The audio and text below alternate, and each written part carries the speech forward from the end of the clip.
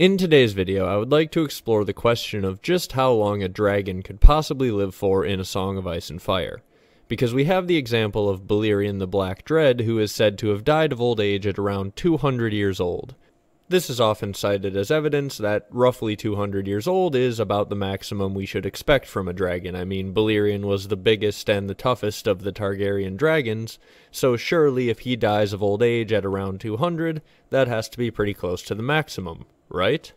Well, actually no, and if it was that simple, I obviously wouldn't be making a video about it. I think there are several reasons to call into question the idea that Balerion's age at the time of death is anywhere near the maximum that a dragon could have possibly lived.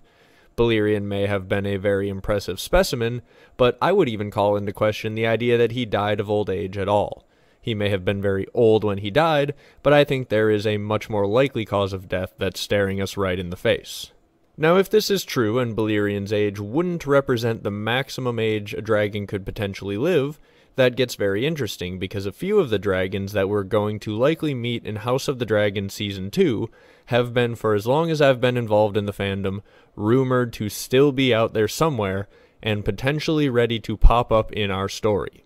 Now, for these dragons to still be out there, they would have to be older than Balerion was at the time he died. Therefore, his age and cause of death being old age is often used as a deciding point whenever people are discussing the idea of these dragons still being out there. However, if you can prove that Balerion did not die of old age, or did not die at least at the maximum age that a dragon could potentially live to, well then suddenly these conversations become more legitimate. So with that in mind, let's take a look at the question of, did Balerion really die of old age, and how close was he to the actual maximum age he could have made it to under ideal conditions? Now, the first thing that I feel is worth discussing about Balerion is his status as the biggest and the toughest of the Targaryen dragons, because that does feel a little bit relevant. First off, being the largest of all of the dragons might not actually come in handy when trying to live the longest potential life.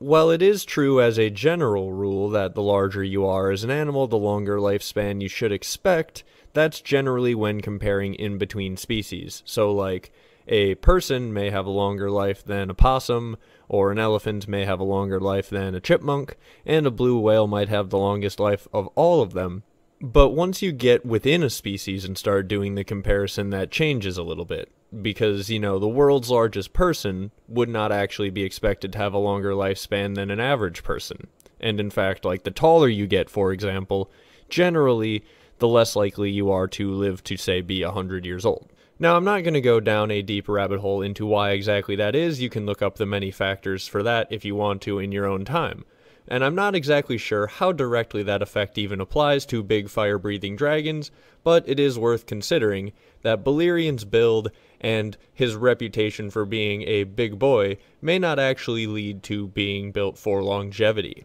Now, again, this is just speculation based on what little I know about aging in people and in animals in general, but it is perhaps worth speculating that perhaps a slender snaky boy like Caraxes or perhaps Sheepstealer would be built more for longevity rather than the big, giant, tough, offensive lineman build of a Balerion the Black Dread.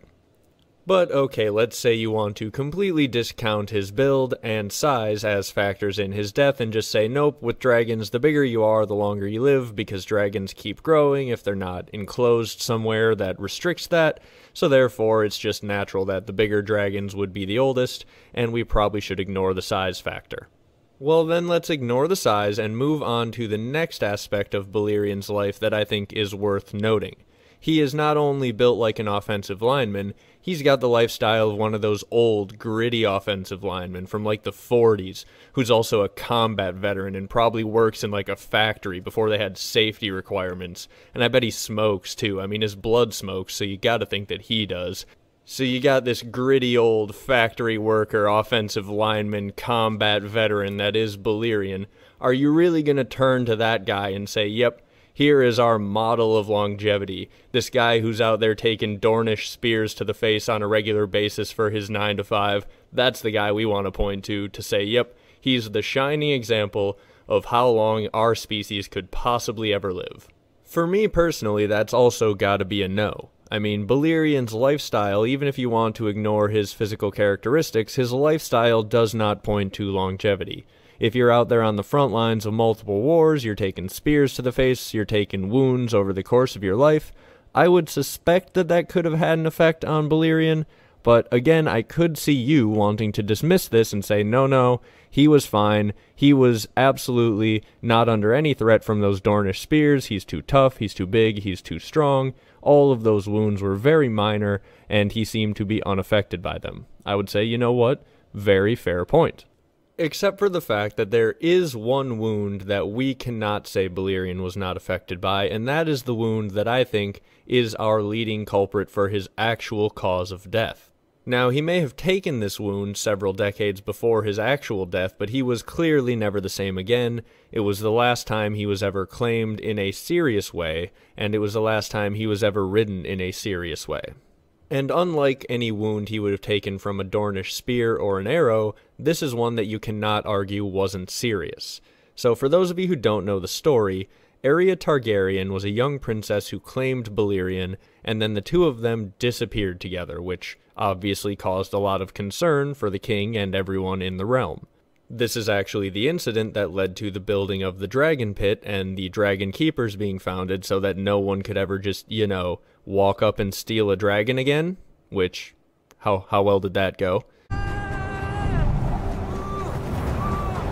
But anyway, it turns out that the place that Arya Targaryen and Balerion went on their cool, fun besties vacation was Valyria. Now, as I'm sure many of you know, Valyria is not generally a place that people go, and the people who do go there, it generally goes badly for them, and it usually leads to their death. Arya Targaryen was no exception to this rule. When Balerion returned, the princess was slumped over on his back, and she was not in good condition. She was rushed into the maesters where she died shortly after, with these creepy magical parasite fire worm type things bursting forth from her. So Arya Targaryen, as a result of her trip to Valyria, dies one of the most horrible deaths that we have described probably in all of the series. Balerion himself is also really bad off from this trip. He's still got a 9-foot gash in his side that is spurting smoking blood, he's got more areas of the wounds that are already healed over, and obviously whatever happened to the two of them in Valyria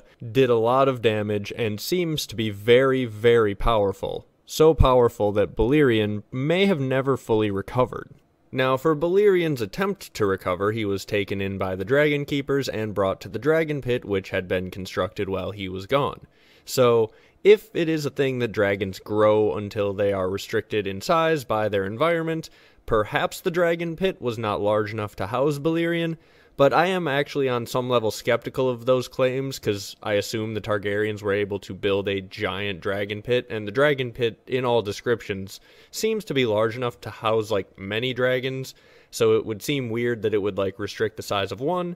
But then again, taking an animal that's used to being completely wild and unrestricted and putting it in a cage like that in its old age could definitely have a negative effect on the animal. So, all in all, who knows how much the Dragon Pit itself affected Balerion late in life, but if you want to look for another factor that may have shortened Balerion from his maximum potential lifespan, being cooped up in the Dragon Pit for, the last 40 years of his life, definitely could have played a role.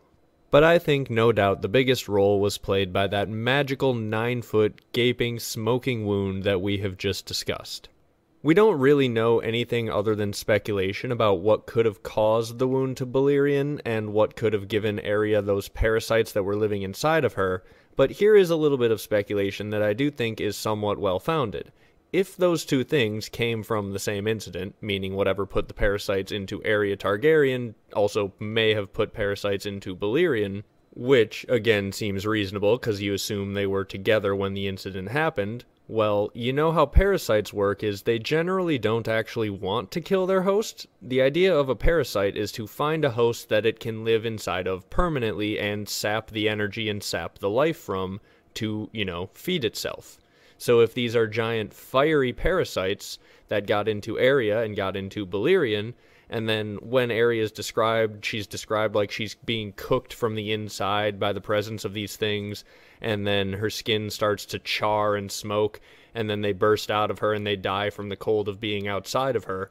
Well, if they were inside of a dragon living, they could have been eating Balerion away from the inside for the entire rest of his life, and that would explain why he's so weak and can't fly for, the 40 years after he takes this massive wound, which is what happens. So I would say it is a very reasonable read of the situation that George has laid out to expect that Balerion probably has these parasites inside of him because they seem like they were built to live inside of dragons. So Balerion, while he was in Valyria, seems to have caught a dragon parasite in addition to this giant wound that is often talked about, and I would expect this parasite could easily have been living inside of him like a parasite in its natural habitat would, and that could explain why he was unable to fly, and why, 20 years later, when someone comes to claim a dragon, the dragon keepers are like, hey, don't take Balerion, he's too old and slow at this point. Now, eventually, they let Viserys try to claim Balerion, and he does successfully claim him. He gets on Balerion's back, he flies him up out of the dragon pit, everyone in King's Landing cheers, he goes, he does a lap around the city, and then he lands back at the dragon pit, he goes off with his father the king, and they go celebrate. But then he later admits, hey, I was intending to fly to Dragonstone, but I'm pretty sure Balerion couldn't handle it. I don't think he could have flown any further than we did. And that was the last time he was ever actually ridden. So when you look at all of this in context then, I think we are starting to build a pretty solid list of things that could have contributed more to Balerion's death than old age alone. I would also definitely be interested to hear any of your thoughts down in the comments there about the idea of these parasites being the actual cause of death for Balerion, but nobody having any idea they were even in there because dragon medical science is basically non-existent in Westeros.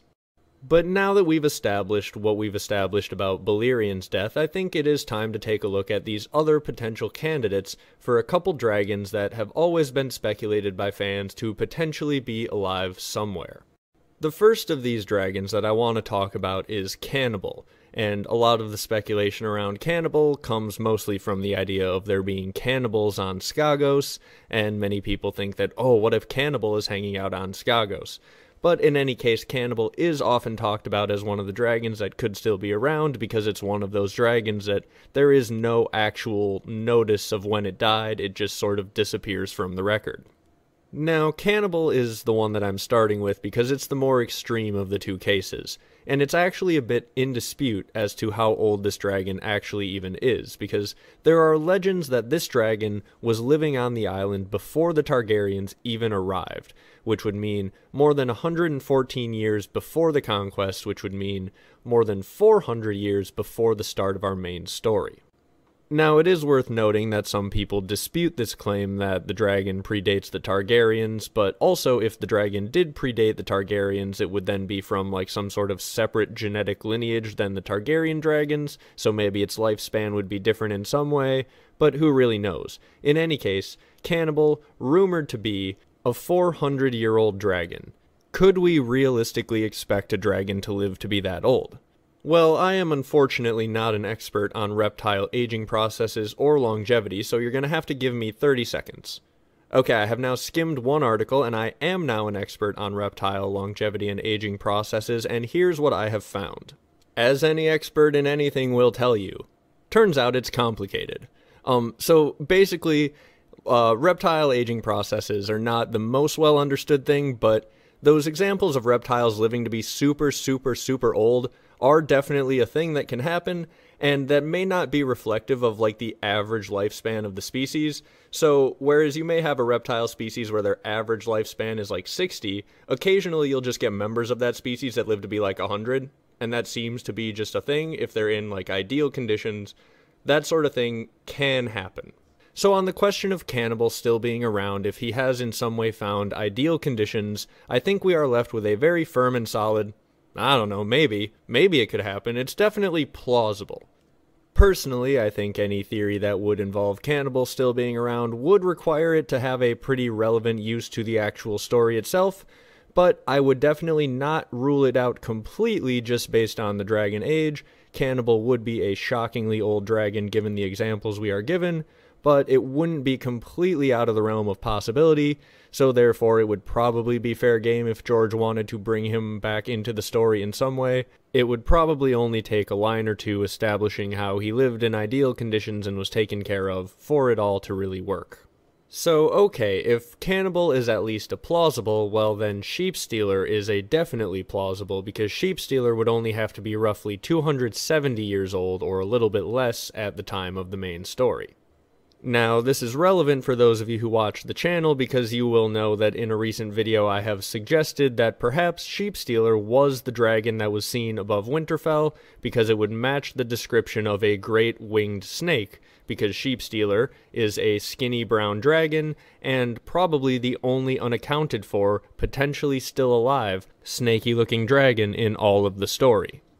Now, people have often speculated about what this dragon could be, potentially a dragon that has escaped from under Winterfell, or a dragon egg that was left somewhere in Winterfell that hatched when Winterfell was burned, but to me this never really tracked, because it feels like Daenerys' dragon egg hatching took some very specific ritual. Maybe it could have been replicated by accident at Winterfell, but in either of those cases, a wild dragon that has escaped from Winterfell and is now roaming the north feels very likely to be reported, whereas if it was Sheepstealer just stopping by and, as I speculated in that video, picking someone up from Winterfell, well then you would only have one night where that dragon was out flying, and that's why it wasn't reported, because Summer sees tall fires burning up the stars behind the cliffs, because this great winged snake has flown off behind the cliffs and is breathing its fire over there now. And if there are stars that are being burned up by this dragon's fire, you would speculate that this is at night, so Sheepstealer potentially takes a one-night flight to Winterfell and then is back. So there's really only one night where this thing would have possibly been seen in that scenario, so I think that that could cover up how exactly there could be a dragon at Winterfell if there wasn't a dragon spotted elsewhere in the north at other times. I've always had a problem with it being a wild dragon, but if it's Sheepstealer, who is still tamed, well then that kind of clears that up now, doesn't it? So in any case, I think that theories about a couple of these dragons who would have to be a little bit older than Balerion still being alive are definitely still worth talking about, because it is definitely plausible that Balerion died nowhere near the actual maximum age of a dragon. I'm interested to hear your thoughts on everything we've discussed down in the comments, from the maximum age of dragons all the way through to the idea that Balerion actually died of those fiery parasites that he caught while in Valyria. Thank you all for watching, and if you've made it this far into a video about the potential age of dragons in Westeros, I'd like to wish you and my subscribe button a very happy future together. You were clearly meant to be. I'm glad you found each other, and I'll see you with something else very soon.